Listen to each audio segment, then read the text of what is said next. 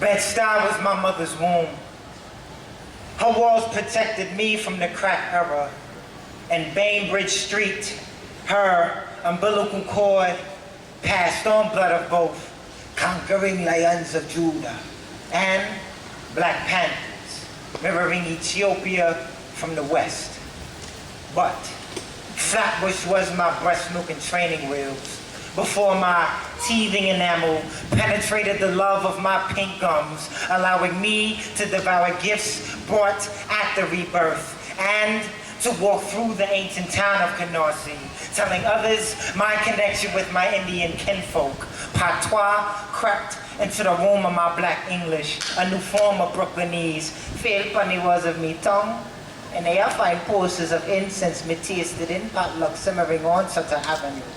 After matzo bread left, Brownsville was sweet chocolate, until mother found your hardcore within too tough of a nut to crack. Prospect Park was my bed as a kid, still having wet dreams of African festivals along Malcolm X Boulevard, still fantasizing of buying every t-shirt encoding Jews along President Street and our apparel, so that when my memory crashes into my imagination like Church Avenue's missionaries intersecting with Ocean Parkway's conquistadors, every time I see them, I would contemplate of the originals from Kemet, marking our saints in Kente ashes before they were enslaved by Gates Avenue and moved east. New York after the Great Migration. Brooklyn, you are the future of every creation. A week before the Almighty ever conceived thoughts of relaxing on our own first Sabbath. Just bring back the past of stickball, skelly, and tops, where we traveled south to our own exotic island before getting lost in the Garden State's great adventures. Learned Spanish at your corner bodegas, which resemble miniature Latin American countries right across from each other, and told Bushwick to again recite me old stories of how your word was once as good as your money, and how folks window shopped at night before Fort Greene was not the place to go, and how you paid $1 que las películas hacían sus niños reír y sonreír para todo el día y noche, giving parents a break on Saturday. Forget a tree. Brooklyn, you have been and always will be the Garden of Eden in the New World, and your coffee beans will turn narcoleptics into insomniacs without a single shot of espresso. Let me write your anthem, since new residents still believe Williamsburg has something to do with the South, at least until they tasted Peter Luger's famous steak. You speak every language that has been forgotten by women. You speak love, a lingua franca almost destroyed by men, the most humble.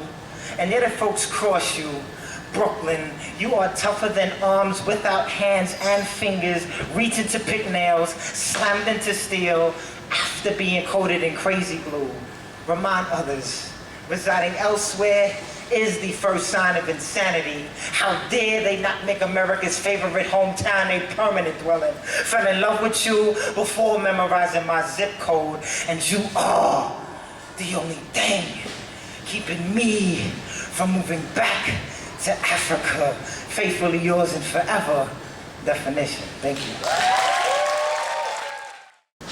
I'm a West African seed, planted in American soil, nourished by Caribbean saltwater.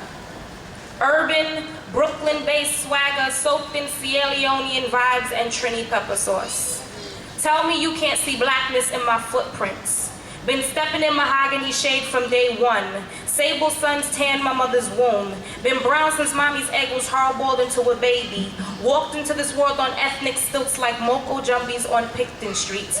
Blacker than the cake you eat on Christmas when you're drinking rum and listening to Parang. Timony tribe tingle veins and mend their mannerisms. Soca is stuck in my spirits. Slavery sprinkled onto my inner soil. I am culture with ligaments, denial strapped to reality, walking bongo beats, spoon-kissed bottle, muted boombox catering to hip-hop shouts. I speak the tongues of negritude. Mundungo nuts pureed in the same pot pulori was fried and served with a side of sweet tea. I taste like mahogany, have the hardness of ebonic wood. Would travel more, but airlines are charging extra for baggage now. Airlines are charging extra for baggage now, so I left my tears in Africa. Tried to bury my yesterdays in a Freetown grave. Forgot truth doesn't believe in funerals, so I'm left to mourn every day, scorned every day. A bit of backstory lodged in my forethoughts. I long for thoughts of a sweet home.